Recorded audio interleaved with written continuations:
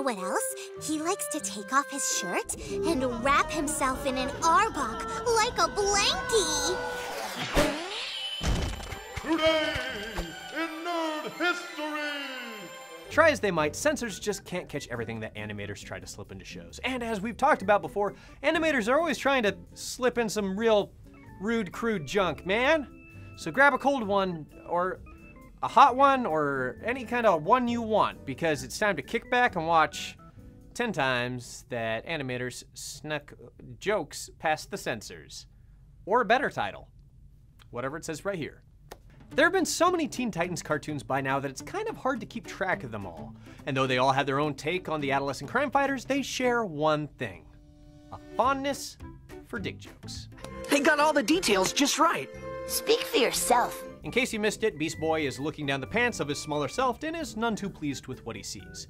Which I'm guessing is nothing if Ken dolls are anything to go by. Young Justice aged up the teen team a little bit, but they still had plenty of immature moments, like here, where Kid Flash plays with his color-changing suit. We look ridiculous.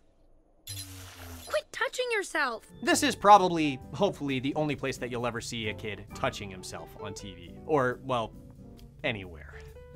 Teen Titans Go has to be the most divisive series of the franchise, but even if you're not a fan, you've got to be impressed by this quick sight gag during a cooking competition in one episode. Unbelievable! I've never seen anything quite like it. If it's not immediately clear that Cyborg is beating his meat, please note that in this shot only, his apron reads, "Food pun." Cherish that, dear reader, because it's not frequently that an animator will spell the joke out for you. It's tougher to sneak dirty jokes into anime dubs, usually because a big part of localization is weeding out anything that could be deemed inappropriate for children. But you can find some real gold in the Japanese version of Pokemon. For instance, take a look at the scene where Brock is scoping a picture of a preteen girl.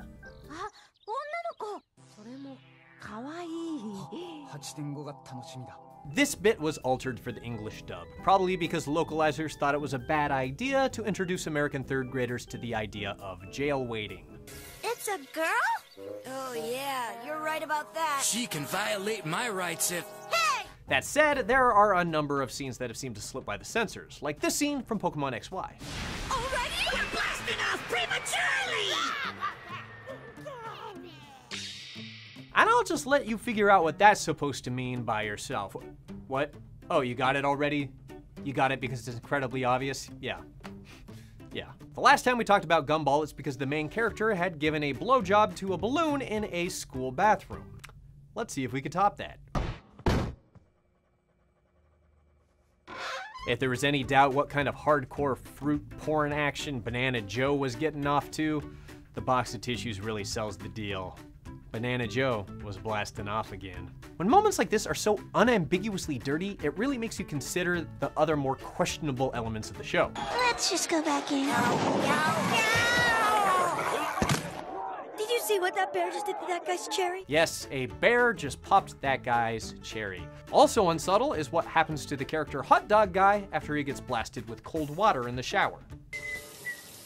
Careful, the water's not too hot. Too cold? Oh, no.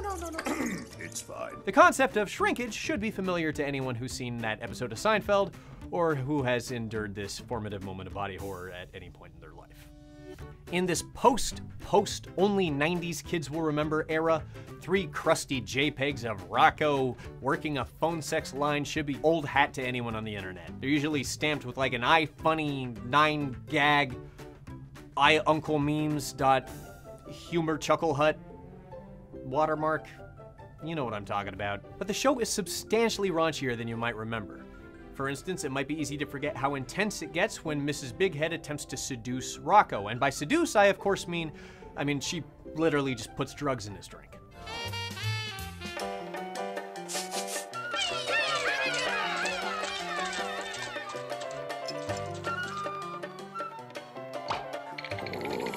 Spanish fly is infamously an aphrodisiac, but is possibly better known as an irritant that straight up ruins your dick and possibly kills you. Really, she should be in jail for the rest of the series, but the seduction continues in her bedroom.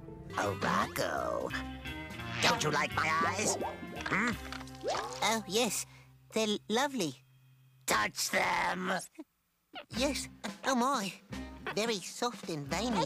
Also, surprising or not, this isn't the only time that big soft cartoon eyeballs have stood in for other parts of the human anatomy on the show. Youth. Cough, please. And honestly, even if this is toned down, I'd prefer the real thing to a doctor grabbing my eyeballs. Compared to the depravity of Rocco and Gumball, this one is almost cute. When the stars of Two Stupid Dogs visit a post office, they're given a choice of many forms of postage, including an old Elvis stamp and a young Elvis stamp. I'll let you guess which is which. Same day, next day, yesterday, air mail, express mail, no mail, young Elvis, old Elvis. Maybe it's because I just saw a banana watching a video where an orange gets spread open like a human vulva, but right now, a little sperm wearing an Elvis hairdo seems positively wholesome. Magicians use a thing called misdirection to keep the audience's attention in one place while they work on the trick somewhere else. And the same principle can be applied to fitting dirty jokes into cartoons. So when Arnold's grandmother disrobes at a nude beach, the last thing that they'd expect anyone, including censors, to notice is the sign in the background. Well, when in Rome.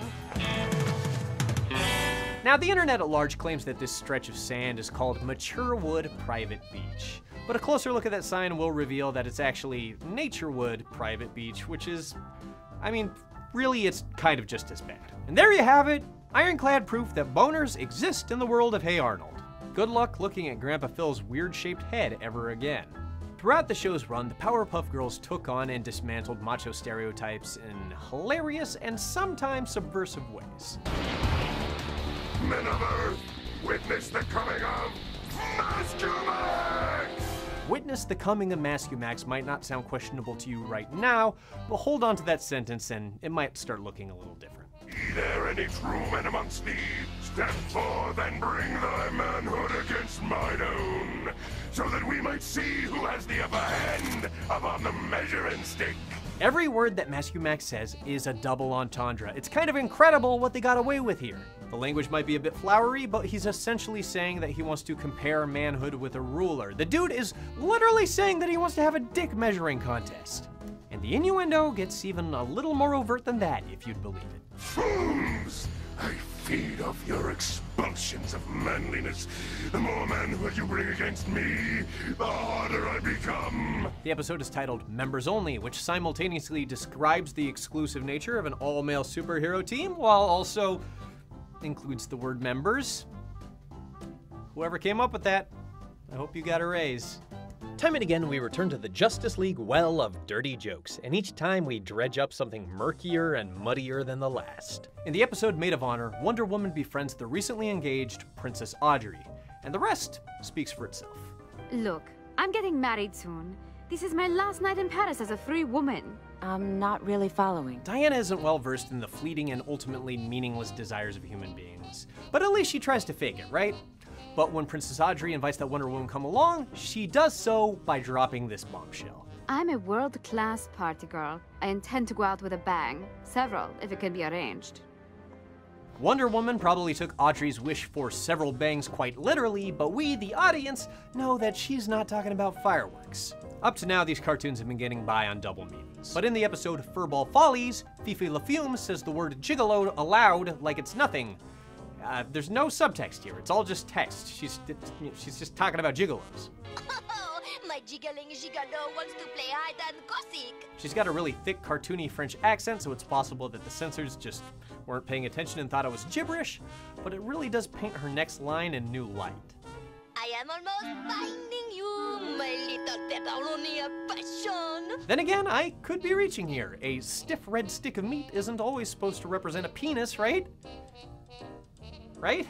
Cow and Chicken may not have been the most popular Nicktoon, but it almost certainly got away with more than any other Nicktoon.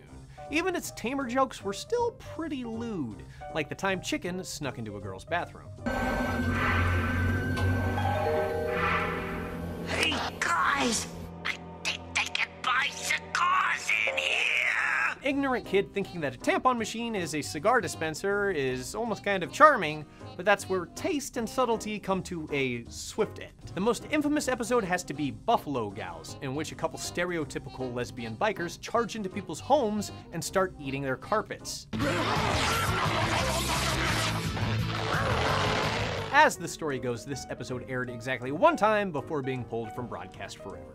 This is back in 1998, so it's unclear whether that's because of the crass stereotyping or because Cartoon Network accidentally acknowledged that gay people even exist. These boundaries don't seem to apply to the rest of the series. The bit with the As We Pay tribe is still rebroadcast from time to time. That kite is being flown by the good people of As We Pay. As we pay! As we pay! The characters pronounce it As We Pay, but the subtitles make it look like what it's supposed to be. The word asswipe. Did I mention this show was classy? Because boy howdy! Are you the Dr. Junk's professor of milk? The same. Oh, it would be an honor to squirt for you. There's this little secret with animation that a lot of people may not know. You see, it takes time to draw every single frame of a cartoon. So when a character looks directly into the camera at the exact moment they're delivering a punchline, it's because the animators want to make extra sure that you know that they're talking about female ejaculation.